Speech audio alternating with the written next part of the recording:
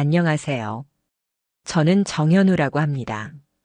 올해로 43이 되었고 외국계 IT 기업에서 근무하고 있습니다. 성실하게 일하며 늘 가정을 우선시하는 삶을 살아왔다고 자부합니다. 저에게는 9년째 함께 살고 있는 아내와 8살 된 딸 서윤이가 있습니다. 겉보기엔 평범하고 단란한 가정이죠. 저는 그렇게 믿고 있었습니다. 최근까지는요. 아내는 고등학교 교사입니다. 성격은 조용한 편이지만 책임감이 강하고 무엇보다 아이 교육에 대한 열정이 남다른 사람이었습니다. 결혼 전부터 지금까지 줄곧 같은 학교에 다니며 일해왔고 저는 그런 그녀를 존경했습니다. 제가 업무로 늦게 귀가하는 날이면 세진은 늘 따뜻한 밥상을 차려놓고 기다려 주었습니다. 아내가 있다는 건 참 고마운 일이구나. 그렇게 하루하루를 감사히 살고 있었습니다. 하지만 지금 돌아보면 너무 완벽했던 일상이 오히려 위험 신호였는지도 모르겠습니다. 처음 이상함을 느낀 건 약 2달 전쯤입니다. 그날은 유난히 퇴근이 빨랐고 아내에게 따로 연락하지 않고 집으로 곧장 갔습니다. 현관문을 열자 집안은 고요했습니다. 여보, 나왔어. 대답이 없더군요. 휴대폰 위치를 확인해 보니 집으로 되어 있었기에 깜짝 놀라게 하려고 방 안으로 들어갔습니다. 그런데 그 순간 아내가 황급히 노트북을 닫으며 당황한 표정을 지었습니다. 당신 벌써 왔어? 응, 일이 일찍 끝나서. 나 방금 자료 정리하고 있었어. 학교에서 내일까지 제출해야 할 거 있어서 그날은 별일 아니라고 넘겼습니다.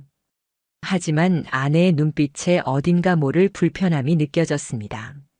마치 무언가를 숨기는 사람의 눈이었습니다. 그때부터 아내의 작은 행동 하나하나가 예민하게 다가오기 시작했습니다. 아내는 예전보다 스마트폰을 더 자주 들여다보았고 집에서도 자주 웃음을 보이곤 했습니다. 그 웃음이 제게 향한 것이 아니라 화면을 보며 지은 웃음이라는 것이 문제였습니다. 물어보면 늘 같은 대답이었습니다. 학생들이 보낸 메시지야. 요즘은 담임도 카톡으로 애들 관리하잖아. 물론 말이 안 되는 설명은 아니었습니다. 하지만 하루에도 수차례 진동이 울리는 그녀의 핸드폰 알림음은 분명 이전과 달랐습니다. 그리고 어느 날 밤 저는 우연히 아내가 샤워 중일 때 그녀의 휴대폰에 하늘쌤이라는 이름으로 온 메시지를 하나 보게 되었습니다. 오늘도 예뻤어요. 내일도 기대할게요. 심장이 멈추는 줄 알았습니다. 하지만 또 스스로를 다독였습니다. 아니야. 학생이 보낸 걸 수도 있잖아. 괜히 예민하게 굴지 말자. 그날 밤 저는 처음으로 아내의 잠든 얼굴을 보며 의심이라는 낯선 감정을 느꼈습니다. 그리고 동시에 그 의심을 스스로 부정하려는 이상한 죄책감이 밀려왔습니다.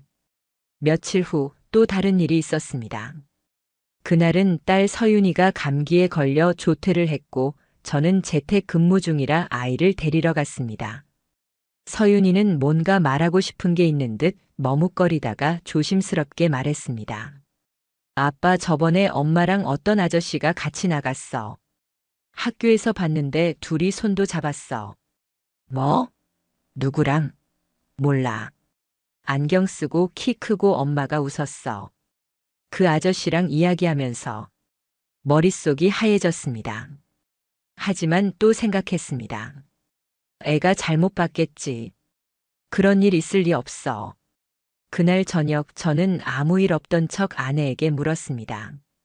오늘 학교에서 누구 만났어? 응? 아니, 그냥 교감 선생님이랑 잠깐 회의했지. 왜? 그 대답을 들으며 속이 타들어갔습니다. 딸이 본 남자와 교감이 동일 인물일까? 이제 더는 마음속에 묻어둘 수 없다는 생각이 들었습니다. 며칠을 고민한 끝에 저는 조심스럽게 학교 근처를 한번 찾아가 보기로 했습니다. 직접 확인하는 것 외에는 방법이 없었기 때문입니다. 그리고 점심시간 아내가 다니는 학교 앞에 도착했을 때 그녀는 확실히 남자 한 명과 함께 학교 밖으로 나오는 중이었습니다. 둘은 카페 쪽으로 걸어갔고 그 남자는 아내의 팔에 손을 올리려다 주위를 살피며 재빨리 내렸습니다. 그 모습은 그 어떤 설명보다 강한 의심을 제게 안겨주었습니다. 아내는 이 사실을 전혀 모른 채 저녁 무렵 평소처럼 웃으며 집에 들어왔습니다. 저는 아무 말도 하지 않았습니다. 하지만 그날 이후 마음속에 확신이 생겼습니다. 이건 단순한 오해가 아닐 수 있다. 그 다음부터는 저 역시 아내를 주의 깊게 관찰하기 시작했습니다. 특히 눈에 띄는 건 아내가 오후 수업만 끝나면 매번 같은 요일에 외출한다는 것이었습니다. 그리고 그날엔 꼭 예전보다 신경 쓴 화장을 하고 향수도 달라졌습니다. 오늘도 야근이야? 응, 교무회의가 늦게 끝날 것 같아. 그 같은 말을 반복하며 나가는 그녀의 뒷모습을 보며 이제는 더 이상 믿을 수 없겠다는 생각이 들었습니다. 그리고 결정적인 사건이 벌어졌습니다. 그날은 그녀가 외출한 사이 딸 서윤이가 방에서 놀다 아내의 서랍을 열고 뭔가를 발견했습니다. 아빠, 이건 뭐야? 엄마 가방에 있던 건데 그녀가 가져온 건 다름 아닌 호텔 카드키와 영수증이었습니다. 날짜는 불과 며칠 전. 이름은 없었지만 주소는 강남 모처의 호텔이 분명했습니다. 가슴이 무너졌습니다. 의심은 확신이 되었습니다. 그날 밤 아내는 평소처럼 돌아왔고 저는 아무 말도 하지 않았습니다. 그저 고개를 끄덕이며 그녀의 식사를 챙겼습니다. 하지만 마음속에는 이제 이 모든 상황을 끝낼 준비가 시작되고 있었습니다. 아내의 거짓말은 조용히 그러나 치밀하게 반복되고 있었습니다. 저는 그 안에서 더 이상 사랑이 아닌 의심과 경계로 하루하루를 보내고 있었습니다. 그날 이후 저는 마음속으로 결심했습니다. 확실한 증거를 손에 넣기 전까진 아무것도 묻지도 따지지도 말자. 그녀는 여전히 저를 안심시키려는 태도를 유지하고 있었습니다. 아침이면 서윤이의 머리를 곱게 빗어주고 저에게는 커피를 타주기도 했죠. 하지만 이제 그 모든 행동이 연극처럼 느껴졌습니다. 진심이 아닌 연기였다는 생각에 오히려 더 깊은 분노가 일었습니다. 저는 우선 아내의 패턴을 정확히 파악하기로 했습니다. 스마트폰에 위치 추적 앱을 몰래 설치했고 평소 그녀가 외출하는 시간대와 장소를 정리해 엑셀로 정리해 두었습니다. 놀랍게도 아내는 매주 화요일과 금요일 오후 4시쯤 학교에서 나와 같은 방향의 호텔 근처에 도착하고 있었습니다. 그리고 밤 9시에서 10시 사이에야 귀가하곤 했죠. 평일 저녁에 5시간씩 교무 회의가 있다는 건 도저히 납득이 가지 않았습니다. 다음 단계는 직접 확인하는 것이었습니다. 저는 조용히 연차를 내고 평소 그녀가 외출하던 화요일 오후에 차 안에서 호텔 앞을 지켜보기 시작했습니다. 창밖으로 보이는 풍경은 너무나 평범했지만 제 심장은 쉼없이 뛰고 있었습니다. 불길한 확신이 곧 현실로 다가올 것 같았기 때문이겠죠. 오후 4시 35분. 하늘색 블라우스에 회색 슬랙스를 입은 아내가 나타났습니다. 그녀는 평소보다 더 단정해 보였습니다. 그리고 그 뒤를 따르듯 낯선 남자 한 명이 걸어왔습니다. 두 사람은 거리낌 없이 호텔 로비로 함께 들어갔습니다. 그 순간 저는 생각보다 차분했습니다. 화가 난다기보다는 그냥 믿음이 무너진 자리에서 생기는 공허함에 가까운 감정이었습니다. 30분쯤 지나 저는 호텔 로비로 들어가 프런트 데스크에 조용히 다가가 말했습니다. 실례지만 제 배우자가 이 호텔을 자주 이용하는 것 같은데 혹시 김세진이라는 이름으로 예약 내역 조회 가능할까요? 직원은 당황한 표정을 지었지만 곧 조심스럽게 말했습니다. 손님, 그분 성함으로 VIP 카드 등록이 되어 있어서 최근 기록은 확인 가능합니다. 이번 달만 벌써 6차례 이상 방문하셨네요. 동일한 룸 넘버입니다. 가슴이 철렁 내려앉았습니다. 모든 것이 분명해졌습니다. 다음 날 저는 더 정밀한 자료를 모으기 시작했습니다. 아내의 신용카드 내역, 통장 이체 기록, 그리고 휴대폰 사진 백업. 그 중에서도 특히 통장 내역에서 수상한 정황이 포착되었습니다. 한 달에 2차례씩 세미나 강사료라는 이름으로 송금되는 정체불명의 계좌가 있었던 것이죠. 금액은 각각 150만 원에서 200만 원대. 해당 계좌의 예금주는 박준태라는 이름이었습니다. 저는 그 이름이 낯설지 않았습니다. 아내가 몇 달 전부터 자주 언급하던 외부 강사 학교에서 특강을 맡고 있다는 그 남자와 이름이 같았습니다. 며칠 후 저는 아내의 학교 인근을 다시 찾았습니다. 수업이 끝나는 시간을 확인한 뒤 일부러 조금 떨어진 커피숍에 자리를 잡고 지켜보았습니다. 그리고 마침내 그 남자 박준태가 등장했습니다.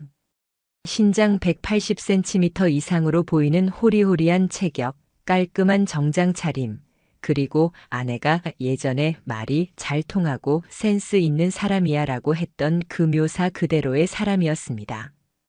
두 사람은 학교 근처 카페로 들어가 1시간가량 대화를 나눈 뒤 나란히 걸어 나갔습니다. 그리고 제가 주차해 놓은 골목 근처에서 택시를 함께 탔습니다. 목적지는 또다시 그 호텔이었습니다. 이제는 확실했습니다. 아내는 박준태라는 남성과 지속적인 부정행위를 하고 있었고 그것을 치밀하게 은폐해 왔던 것입니다. 저는 즉시 변호사 사무실을 찾았습니다. 모든 정황과 증거를 설명하자 담당 변호사는 단호하게 말했습니다. 충분히 불륜 관계로 소송 가능한 수준입니다. 하지만 사진이나 영상처럼 명백한 유관 증거가 있으면 훨씬 강력한 사례가 됩니다. 그 말을 들은 저는 결심했습니다. CCTV 탐정 고용, 그리고 호텔 출입 내역 확보. 이제 남은 건 그들의 행위를 명확히 잡아낼 정황 이상의 증거 확보뿐이었습니다.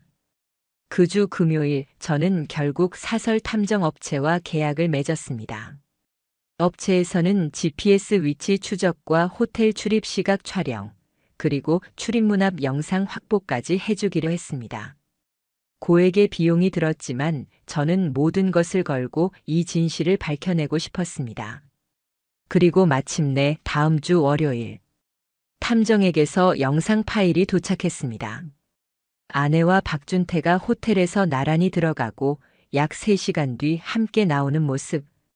아내는 남자의 팔을 붙잡고 웃고 있었고 그 남자는 그녀의 머리를 쓰다듬는 듯한 제스처를 취했습니다. 영상은 명확했고 두 사람의 얼굴이 또렷하게 담겨 있었습니다. 저는 그 영상을 바라보며 아무 말도 하지 못했습니다. 그저 3시간 동안 핸드폰을 손에 쥔 채 화면을 수십 번 돌려보다가 결국 조용히 책상에 내려놓았습니다. 이제 제가 할 일은 정해졌습니다.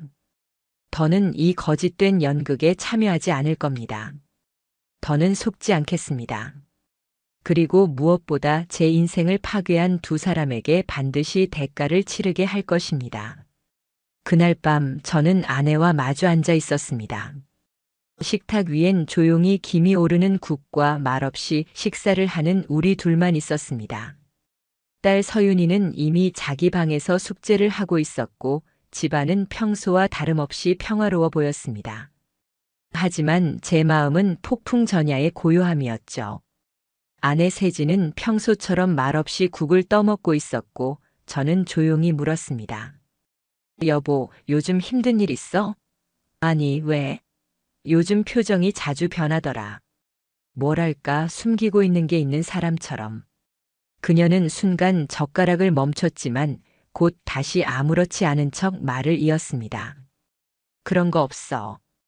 요즘 일이 좀 많아서 그래. 그날 밤 저는 아무 말도 더하지 않았습니다.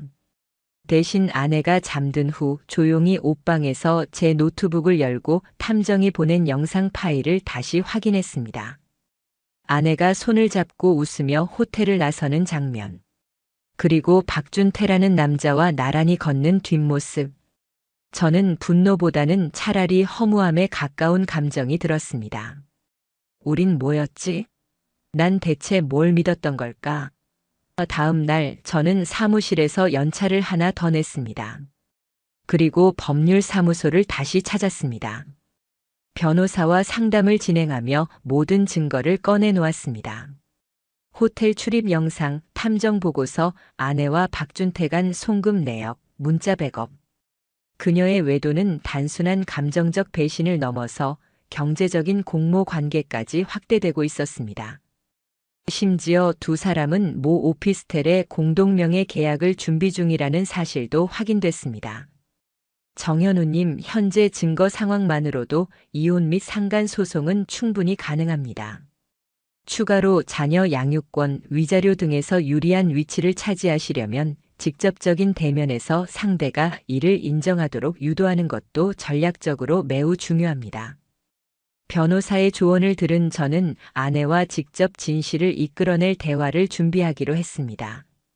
이제는 가면을 벗겨야 할 시간이었습니다. 며칠 뒤 주말 저녁. 딸아이를 본가에 보내고 집엔 우리 둘만 남았습니다. 거실 한가운데 조용히 앉아있는 그녀에게 말을 꺼냈습니다. 여보. 응? 우리 솔직하게 이야기 좀 하자. 무슨 일이야? 그 순간 저는 프린트해둔 호텔 영수증, 박준태 계좌로의 송금 내역, 그리고 그들이 함께 찍힌 영상 스틸 사진을 하나씩 식탁 위에 펼쳐 보였습니다. 그녀의 눈이 흔들리기 시작했습니다. 입술을 꾹 다문 채 아무 말도 하지 못했죠. 내가 지금까지 이걸 왜 들고 있는지 알고는 있겠지? 대답해. 당신 박준태랑 무슨 사이야? 그녀는 아무 말 없이 눈을 피하다가 잠시 후 낮게 한숨을 쉬며 입을 열었습니다. 그냥 감정적으로 흔들렸어. 감정? 그래서 호텔까지 갔어? 그리고 그 감정이 매달 송금까지 하게 만들었어? 잘못했어. 그 말 한마디에 제 안에 무언가가 무너졌습니다. 왜 그랬어? 나 사실 2년 전부터 우리 관계가 너무 건조하다고 느꼈어. 당신은 회사 일에만 집중했고 난 늘 혼자였고 그녀는 마치 자기가 피해자라도 되는 것처럼 이야기했습니다. 하지만 제게는 그런 이유조차 정당화의 언어로밖에 들리지 않았습니다. 그럼 그걸 왜 말하지 않았어? 왜 대화하려고 하지 않았고 왜 이렇게 몰래 만났어? 그녀는 울먹이며 고개를 숙였습니다. 미안해. 진짜로 근데 나 박준태랑 오래된 사이는 아니야. 그냥 외로워서 그랬어. 거짓이었습니다. 외로움 때문이었으면 호텔을 예약하고 공동계좌를 만들 순 없었을 겁니다. 너 날 사랑하긴 했니? 그 질문에 그녀는 처음으로 아무 말도 하지 못했습니다. 그 순간 저는 깨달았습니다. 이 관계는 이미 끝났다는 것. 대화는 그렇게 끝이 났습니다.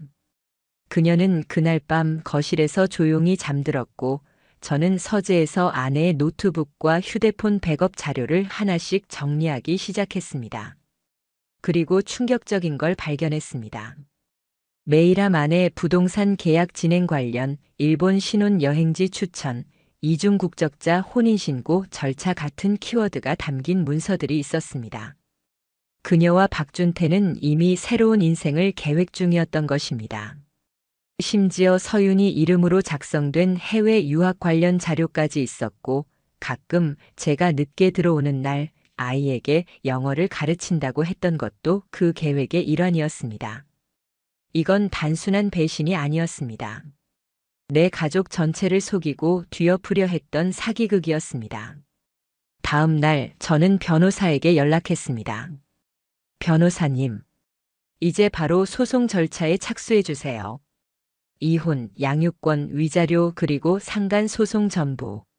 준비된 자료는 전부 드리겠습니다. 변호사는 알겠습니다.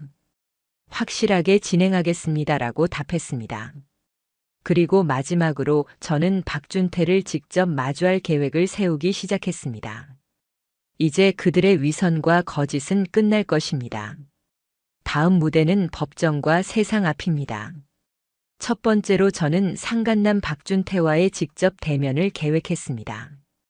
그가 주기적으로 출강하는 외부 강연장 주소는 이미 확보되어 있었고 그의 일정은 아내의 문자와 이메일 백업에서 확인할 수 있었죠. 그날은 금요일 오후. 그가 서울 서초구의 한 평생교육센터에서 특강을 마친 직후였습니다. 그가 강의장을 나서는 순간 저는 조용히 그의 앞을 막아섰습니다. 박준태 씨 맞죠? 그는 순간 당황한 듯 뒤로 한 걸음 물러섰고 제 얼굴을 인식하자 잠시 얼어붙은 표정을 지었습니다. 정현우 씨 맞으시죠? 정확히 아시네요. 그럼 제 아내와의 관계도 정확히 설명하실 수 있겠네요. 그는 주위를 살피더니 목소리를 낮추며 말했습니다. 저기 이런 얘긴 여기서 하면 곤란할 것 같은데요. 곤란한 이유는 당신이 잘못했기 때문 아닌가요? 아니요, 그게 세진 씨랑은 단지 그 이름 제 앞에선 함부로 부르지 마세요. 당신이 그 사람을 어떻게 불러왔든 간에. 저는 미리 준비한 A사 파일을 그의 눈앞에 펼쳤습니다.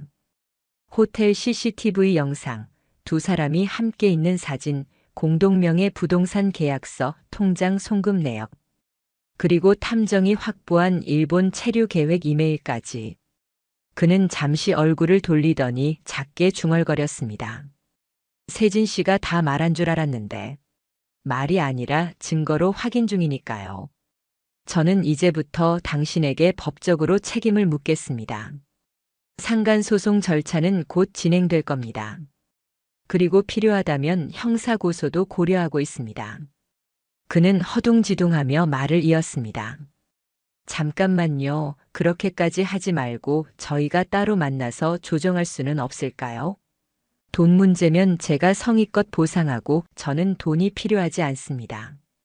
당신 같은 사람이 제 삶의 대가를 치르는 걸 보는 게 필요합니다. 그 말에 그는 완전히 침묵했습니다. 저는 그를 지나쳐 곧장 나왔습니다. 차에 올라탔지만 한동안 시동을 걸지 못했습니다. 가슴이 뜨겁게 타올랐지만 동시에 섬뜩할 만큼 차가운 냉정함이 피 속을 돌고 있었습니다. 며칠 후 이혼 소송과 상간 소송이 동시에 접수되었습니다. 변호사는 상간남 박준태에게는 3천만 원의 손해배상 청구, 아내 김세진에게는 양육권 포기 및 위자료 5천만 원 청구를 포함한 소장을 정식으로 제출했습니다. 며칠 뒤 상대방도 소장을 받은 듯 세진에게서 연락이 왔습니다.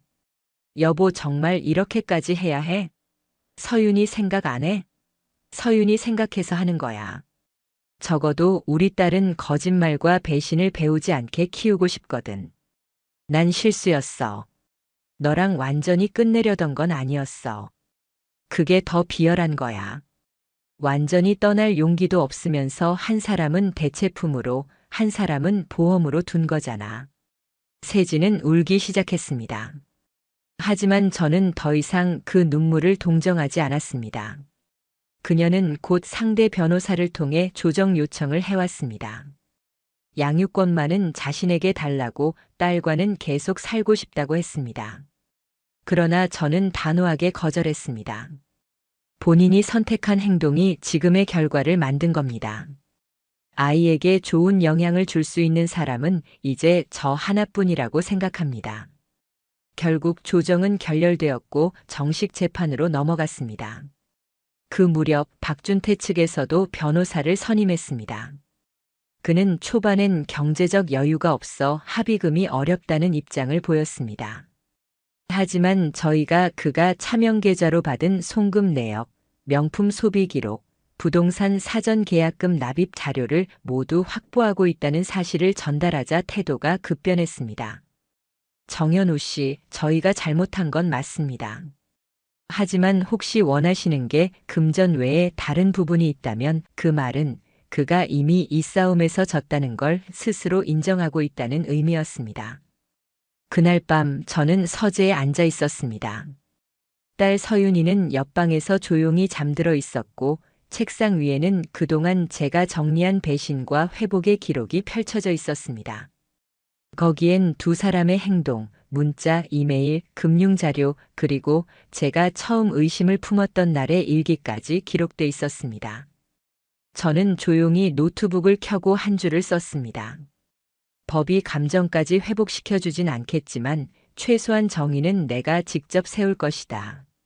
법정엔 저와 변호사 그리고 아내 김세진과 그녀 측 변호사 끝으로 박준태가 마스크를 쓰고 앉아 있었습니다. 그의 얼굴은 한눈에 봐도 지쳐 있었고 세진은 얼굴이 새하얗게 질려 있었습니다. 저는 그 둘을 바라보며 아무 말도 하지 않았습니다.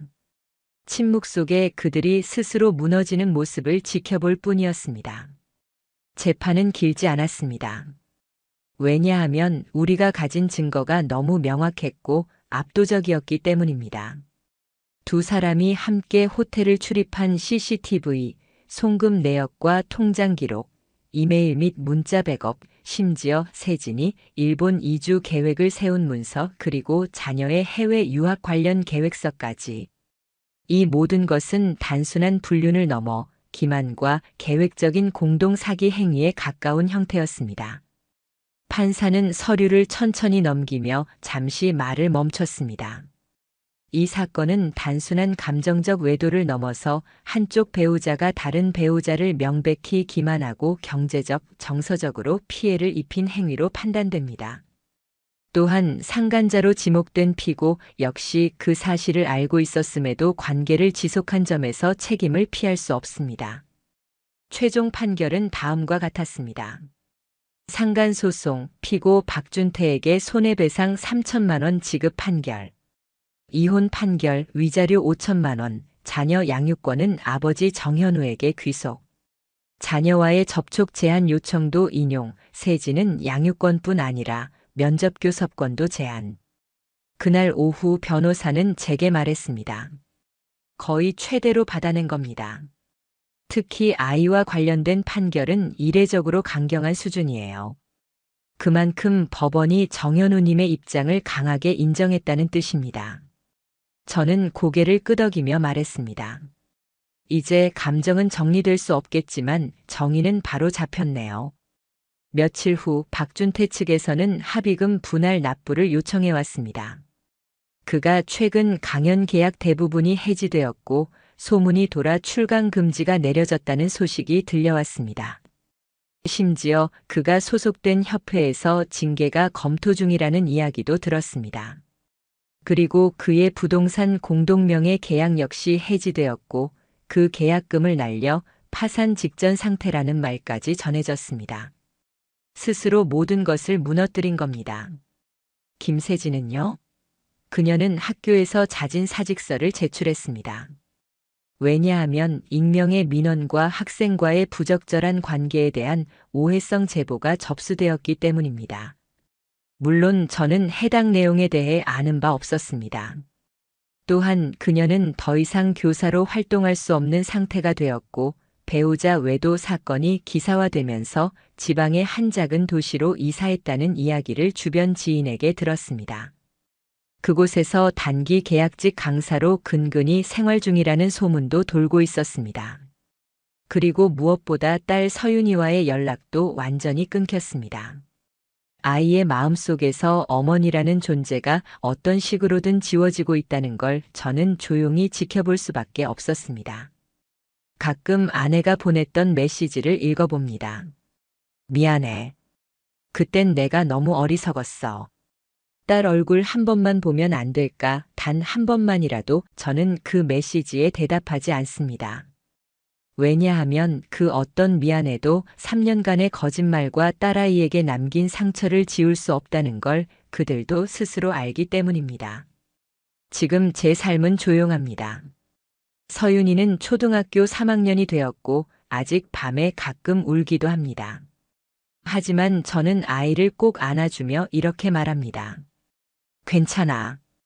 우리에겐 이제 거짓말하지 않는 가족만 남았잖아. 마지막으로 저는 제 이야기를 남깁니다. 사랑은 눈을 가릴 수 있습니다. 하지만 진실은 반드시 눈을 뜨게 만듭니다. 만약 지금 이 영상을 보는 누군가가 이와 비슷한 상처를 받고 있다면 부디 혼자 견디지 마시고 당당히 조용히 그리고 철저하게 준비해 주세요. 진실은 언젠가 반드시 이깁니다. 저처럼요.